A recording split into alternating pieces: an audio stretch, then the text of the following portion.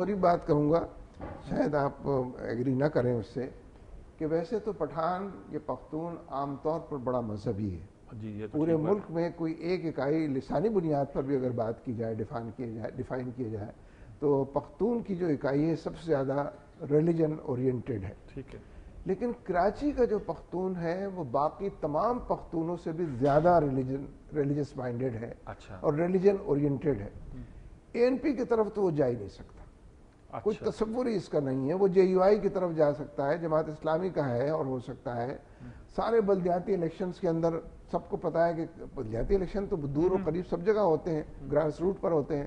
اے N P کی کوئی position کہیں پر بھی نہیں. جو پہلے ایک پوزیشن تھی 77 میں جس میں کوئی اے این پی کا برائے نام شاید کوئی ایک صوبائی اسمبلی کا ہو, وہی آپ سمجھتے ہیں صورتحال اب ہے؟ نہیں, وہ بھی نہیں تھی. دیکھیے نا 77 میں سب نے الیکشن جیتا ہے نا. اے این پی تو نے کراچی ہے, اس میں کوئی سیٹ نہیں جیتی. ایک آدھ پہ اس کا دعویٰ تھا صبح, لیکن وہ بھی نہیں تھا, یعنی کلیم بھی ایز سچ نہیں تھا. تو میں کوئی نفی نہیں کر رہا اور بلیٹل کرنے کی کوشش نہیں کر رہا, لیکن الیکٹورل بساط جو بچھی ہوئی ہے اس میں آئی ایس آئی اگر آؤٹ ہو جائے اور ایجنسیوں کا کھیل نہ ہو تو فیئر الیکشن کے اندر جو ہو سکتا ہے اس میں ہم کافی آگے ہیں آ سکتے. مطلب آپ کا مطلب یہ ہے کہ ایک پٹھانوں کی قیادت جو نظر دکھائی جاتی ہے اے این پی کے پاس ہے, کراچی میں صورت ایسی نہیں ہے, بلکہ انہی پارٹیوں کے ساتھ ہیں وہ لوگ جن کی وہ اپنے ٹریڈیشنل. دیکھیں نا, یہ جو اے این پی کو ایک سیٹ ملی ہے, یہ سیٹ بھی 2002 کے اندر ایم ایم اے کی تھی.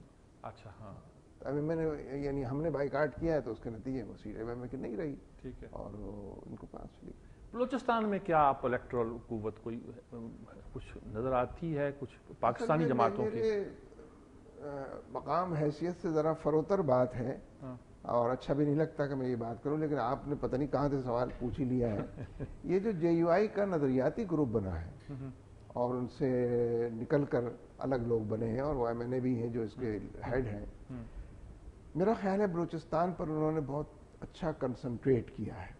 اچھا. اور ماس لیول پر ان کی ایک سے ہے اور ایک اپنی حیثیت انہوں نے منوائی ہے. پشتون علاقے میں صرف یا بلوچ علاقے میں بھی؟ نہیں, جے یو آئی کے لوگ ہمیشہ پشتون علاقوں میں ہی رہے ہیں, اس لیے کہ ان کے پاس جو بلوچ ہیں وہ جو سیکرٹری جنرل ہیں وہ تو سینٹ وغیرہ میں اس طرح کے اس میں ہو جاتے ہیں, اور حافظ حسین احمد جو ہے وہ دوسرے طریقے سے ہوتے ہیں.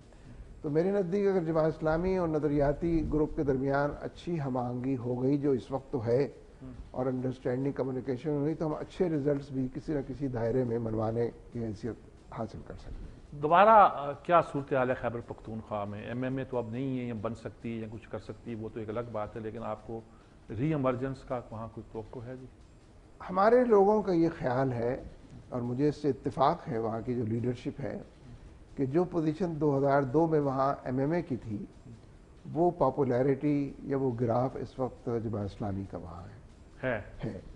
اگر یہ اس کو پراپرلی کنڈکٹ کریں اور ہینڈل کریں اور لوگوں کو کم سے کم انائے کریں اور سیٹ ایڈجسٹمنٹ کے حوالے سے نسبتاً فراغ دلی کا اور سمجھداری کا مظاہرہ کریں تو یہ ان منیمم سیٹس کو اچیو کر سکتے ہیں کہ جو اس وقت ان کے سامنے ہے, وہ منیمم بھی اچھی بڑی تعداد میں. تو اگر یہ منظرنامہ اسی طریقے سے ہے اور یہ خیال درست ہے تو میں سمجھتا ہوں کہ اچھی ہماری وہاں پرفارمنس اور رزلٹ بھی ہو سکتے ہیں. فضل الرحمان صاحب کہتے ہیں جی آپ الائنس نہیں کر رہے, کہنے پہلے سیٹیں طے کرو. ہم سب کچھ کہہ رہے ہیں, ہم یہ سمجھتے ہیں کہ ایم ایم اے کے ٹوٹنے کے جو اسباب ہیں ان پر بھی بات ہونی چاہیے.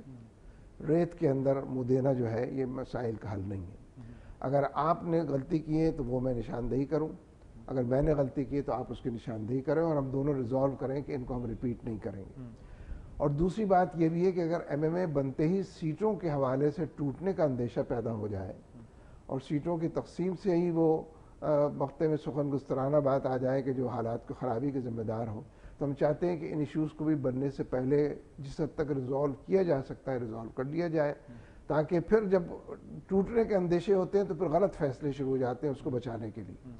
تو اگر اس کو کوئی ہیکل کرے اور اس رائے کے حوالے سے کوئی وکٹیمائز کرنے کا تو وہ ان کی مرضی ہے, لیکن میں سمجھتا ہوں کہ اس کی ضرورت ہے اور اس کو پورا ہونا چاہیے. ان کے علاوہ آپ کے رابطے ان سے بھی ہیں, سمیع الحق وغیرہ سے, وہ تو ان کے ساتھ نہیں بنتے, کوئی ان کے ساتھ بھی کوئی الائنس؟ پھر عمران خان وہاں اب کہتے ہیں کہ ان کا بھی کچھ ایک ووٹ بینک بنتا دکھائی دیتا ہے. جی, یہ سارے آپشنز اوپن ہیں اور ظاہر ہے مولانا سمیع الحق صاحب کا خاندان تو الیکشن میں ہمیشہ سے حصہ لیتا رہا ہے. ان کا بیٹا پچھلی دفعہ MNA تھا، خود یہ سینیٹر رہے ہیں. ان کے والد بزرگوار اللہ تعالیٰ ان کی مغفرت فرمائے، وہ مدت ہے وہ کبھی گھر سے نکلے ہی نہیں، لیکن ہمیشہ MNA ہو جاتے تھے. جب گھر سے نکلتے تھے تو لوگ بتاتے تھے کہ آپ کو ہم نے منتخب کر لیا ہے MNA. اتنے پاپولر آدمی تھے وہ. تو یہ ہے بڑے عالم دین تھے، بہت بڑے عالم دین تھے، بہت ہر حوالے سے ایک کردار تھا. اسی والے سے تو اس خطے میں کہا جاتا تھا کہ سب سے بڑی یونیورسٹی یہی ہے جہاں افغانستان سے لوگ پڑھنے آتے تھے، یعنی ان کے نام کی وجہ سے. دیکھیے یہ جو پورا حقانی نیٹ ورک ہے اور یہ جس نام سے کیا نام ہے جلال الدین حقانی اور سراج الدین حقانی دونوں، تو یہ مولانا عبدالحق اکوڑا خٹک والے جو مرحوم مغفور ہیں انہوں نے ان کو یہ حقانی کا لقب دیا. ان سے حق، ہاں ان سے وہیں پہ پڑھے تھے کیونکہ تو وہ انہوں نے اس کا حق ادا کر دیا تھا تو اس کی حقانی بھی قرار پائے تھے. ویسے تو یہ ساری آپشنز آپ کے سامنے بالکل صوبہ سرحد میں، یہ صوبہ خیبر پختونخوا میں JUI فے اور جماعت اسلامی کے علاوہ بھی بہت سے سیاسی عوامل موجود ہیں اور سیاسی فیکٹرز اپنے حصے کا کام کریں گے، چھوٹے چھوٹے دائروں میں کیوں نہ ہو. اسی لیے میں نے یہ بات عرض کی کہ چھوٹے دائروں کو نظر انداز کر کے کوئی اسٹریٹجی نہیں بن سکتی، اور جو بنے گی وہ غلط راہوں کے اوپر لے کر جائے گی، لوگوں کو انوائے کرے گی. اور ناراض لوگ بڑا کام کرتے ہیں، جو لوگ راضی ہیں آپ سے وہ اتنی خدمت نہیں کرتے، لیکن جو ناراض ہو جائے وہ آپ کے خلاف بہت اس لیے اس سے بچنے کی ضرورت ہے. اس وقت لگ رہا ہے جی صرف عدلیہ لڑ رہی ہے اور اس کی بات کو نہیں مان رہا جی. بس جی یہ اچھا ہوا آپ نے یہ بات ذکر چھیڑ دیا قیامت کا. اب بات پہنچی تیری جوانی تک بھی سلسلہ ہوگا. عدلیہ سے گلہ پیدا ہو رہا ہے، وہ ایشوز کو نتیجہ خیز نہیں بنا رہے ہیں، وہ التوا کی اور تاریخیں بدلنے کی اور دور تک لے جانے کے راستے پر چل رہے ہیں. یہ ٹھیک ہے کہ انہوں نے بڑے تحمل کا مظاہرہ کیا، بہت بردباری کے معاملات سے دیکھے انہوں نے، اور تمام ایشوز کو خود ہی ایڈریس کیا ہے اگر ان کی کسی اور طرف سے نہ آئے ہوں. لیکن تابقہ لوگوں کا پیمانہ صبر لبریز ہو چکا. وہ کہتے ہیں ہم فیصلے کرتے ہیں، عمل نہیں ہوتا، ہم کتنی تذلیل برداشت کریں. کل ہی کہا ہے چیف جسٹس نے. اگر یہ انہوں نے کل کہا ہے تو انہیں یہ بات بھی معلوم ہے کہ ان کا دستوری حق فیصلے پر عمل درآمد کا موجود ہے. دستور ان کو یہ حق دیتا ہے کہ اگر ان کے فیصلوں پر عمل درآمد نہ ہو تو وہ کیا کریں. تو انہیں جب لوگوں کو یہ یقین ہو جائے کہ یہ کوئی حق استعمال نہیں کریں گے تو فلاؤٹ کرتے ہیں فیصلوں کو. یعنی جو کچھ وزیر اعظم صاحب کر رہے ہیں، جس لب و لہجے میں ان کو وزراء بات کر رہے ہیں، اور پوری پارٹی جس سمت کے اوپر چل پڑی ہے اور جس ٹریک کو اپنا چکی ہے، ظاہر ہے کہ عدلیہ کی توہین کا لفظ تو بہت چھوٹا نظر آتا ہے. آپ تو جانے مانے لغت کے پہچانے والے آدمی، کوئی نیا لفظ بتائیں لوگوں کو لغت میں موجود ہوگا، یہ ایجاد کریں کہ جو کچھ ہو رہا ہے منظرنامہ اس میں تو یہ بات اس سے آگے نکل گئی ہے. تو اس لیے عدلیہ کو اپنی ساکھ کو بحال رکھنے کے لیے اور اپنے فیصلوں پر عمل درآمد کے لیے بھی کچھ کرنا ہوگا. لوگ نکلیں گے میدان کے اندر بھی، پشتیبانی بھی کریں گے، لیکن عدلیہ کسی چوراہے پر کھڑی نظر تو آئے نا کہ اس کی پشتیبانی لوگ کریں. اچھا یہ اندازہ ہو رہا ہے کہ فوج پیچھے بیٹھی ہے آرام سے. وہ اچھا لوگوں کو یہ بھی شکایت ہے، ایک طرف شکایت ہوتی ہے فوج آئے نا، اب لوگ یہ شکایت کرتے ہیں کہ فوج عدلیہ کے فیصلوں پہ عمل درآمد کیوں نہیں کراتی، فلاں چیز کیوں نہیں کراتی. کچھ اس کا بھی رول، کچھ کہتے ہیں کہ انٹروین کرنا اور بات ہوتا ہے لیکن لا تعلق ہونا اور بات ہوتا ہے. یہ اچھے الفاظ دونوں آپ نے استعمال کیے، تو میری طرف سے آنے چاہیے تھے لیکن آپ نے استعمال کر لیے ہیں. تاہم میں یہ بات ضرور کہوں گا کہ فوج کے رول کے بارے میں بھی بڑے سوالیہ نشانات. جس درجے میں وہ ملٹری آپریشن جاری رکھے ہوئے ہیں، بلوچستان میں بھی 5واں ملٹری آپریشن ہے، خیبر پختونخوا میں جا بجا تھوڑا سا ریزسٹ انہوں نے حقانی نیٹ ورک کے حوالے سے شمالی وزیرستان میں کیا ہے، لیکن میں سمجھتا ہوں کہ زیادہ پریشر کے نتیجے میں خدشہ ہے کہ اس طرف چلنا پڑے. تو اس لیے فوج کا یہ رول اس کو ان پاپولر بنانے کے لیے، عوام میں اس کی ساکھ کو بگاڑنے کے لیے، عوام اور فوج کے درمیان خلیج وسیع تر کرنے کے لیے استعمال ہو رہا ہے، اور دشمن بھی استعمال کر رہے ہیں، دوست بھی اس بات پہ کہہ رہے ہیں. کچھ لوگ کہتے ہیں سارا کچھ امریکہ کرا رہا ہے، فوج کے بھی ہاتھ باندھے ہوئے ہیں، عدلیہ کو بھی ڈر پڑا ہوتا ہے کہیں ملک کے ساتھ کوئی زیادتی نہ ہو جائے، اور سویلین حکومت کو پشت پناہی بھی شاید ہونے کی. کوئی ایسا لگتا ہے آپ کو؟ دیکھیے رینجرز نے جو کام کراچی میں ایک نوجوان کے ساتھ کیا، چیچنز کے ساتھ جو کام کوئٹے کے اندر فوجیوں نے کیا، یہ اتفاقی اور حادثاتی واقعات نہیں ہیں، اور یہ اکا دکا واقعات بھی نہیں.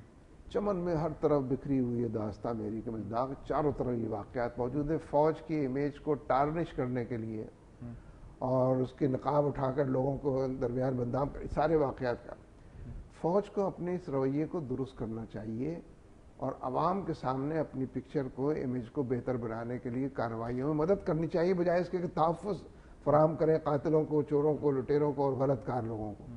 تو اس لیے فوج کے ہاتھ میں ابھی تو وہ تمام چیزیں ہیں جس سے وہ اپنی امیج کو بہتر بنا سکتی ہے، اور فوج ورسز عوام کے نتیجے میں تو کچھ بھی نہیں بچتا۔ ٹھیک بات، بہت شکریہ منور صاحب۔ بات تو اصل میں دل نہیں کر رہا ختم کی جائے، ابھی تو شروع ہوئی تھی اور بڑی لمبی باتیں کرنے کی تھی، لیکن یہ وقت کی قلت جو ہوتی ہے یہ آڑے آتی ہے۔ بہت شکریہ، آپ تشریف لائے۔ ناظرین کرام، آپ نے ساری باتیں سنی۔ کوشش تو میں نے کی تھی کہ ان کے جو عالمی حالات ہیں، تحریک اسلامی جس طرح کام کرتی ہے اس کے حوالے سے، جو عالمی انقلاب آ رہا ہے اس پر بھی گفتگو کی جائے، لیکن لوکل مسائل جو ہیں نا یہ بھی پیچھا نہیں چھوڑتے، اس پر بھی کچھ گفتگو کرنی پڑی۔ بہت سی باتیں آپ کے سامنے آئی، کراچی کی، بلوچستان کی، خیبر پختونخوا کی بھی، اور ہماری جماعتوں کے رول کی بھی، عدلیہ کی بھی، فوج کی، یہ تو ابھی آپ نے باتیں سنی۔ ایک پوری صورتحال یہ بتاتی ہے کہ ہم کہاں کھڑے ہیں اور کہاں جا سکتے ہیں، اور اس میں جماعت اسلامی کو کیا امیدیں ہیں، کیا توقعات ہیں، اور اس کا رخ اور اس کی سمت کیا ہے۔ یہ ساری باتیں ہم نے اس مختصر سے گفتگو کی ہیں، میرے خیال میں یہ نتیجہ خیز رہی ہیں۔ اجازت چاہتا ہوں، اللہ حافظ۔